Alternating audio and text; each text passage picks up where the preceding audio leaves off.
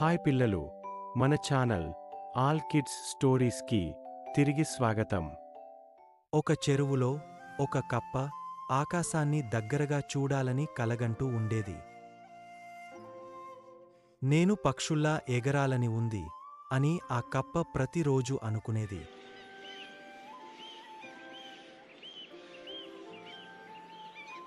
మిగతా కప్పలు ఆ కప్పను చూస్తూ కప్పలు ఎగరలేవు అని చెప్తూ నవ్వేవారు.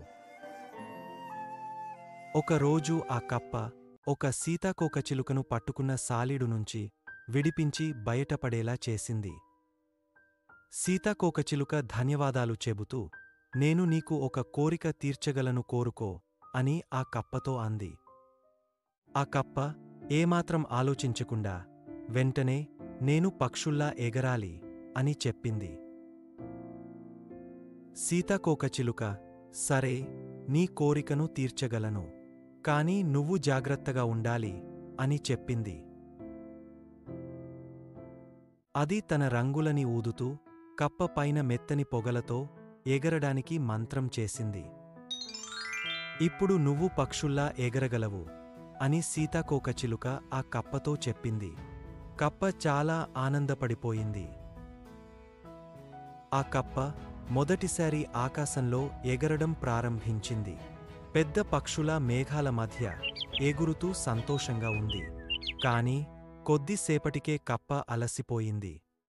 ఇదంతా చాలా బాగుంది, కాని నేలమీద ఉండటం కూడా చాలా మంచిది అని ఆ కప్ప అనుకుంది. కప్ప చెరువులోకి తిరిగి వెళ్ళిపోయి మిగతా కప్పలతో తన అనుభవం పంచుకుంది. నేలమీద ఉండటం కూడా ఒక గొప్ప వరం అని కప్ప వాళ్లకు చెప్పింది. ప్రతిరోజూ ఆ కప్ప తన రెక్కలతో సంతోషంగా ఎగురుతూ చెరువు అంతా తిరుగుతూ ఉంటుంది. ఈ అందమైన కథకు లైక్ చేయడం మర్చిపోకండి. మరియు మరిన్ని ఆసక్తికరమైన కథలు కోసం మన ఛానల్ని సబ్స్క్రైబ్ చేసుకుని వాళ్ళు వెంటనే మన ఛానల్ని సబ్స్క్రైబ్ చేసుకోండి. అలానే ఈ అందమైన కథను చూసినందుకు చాలా ధన్యవాదాలు.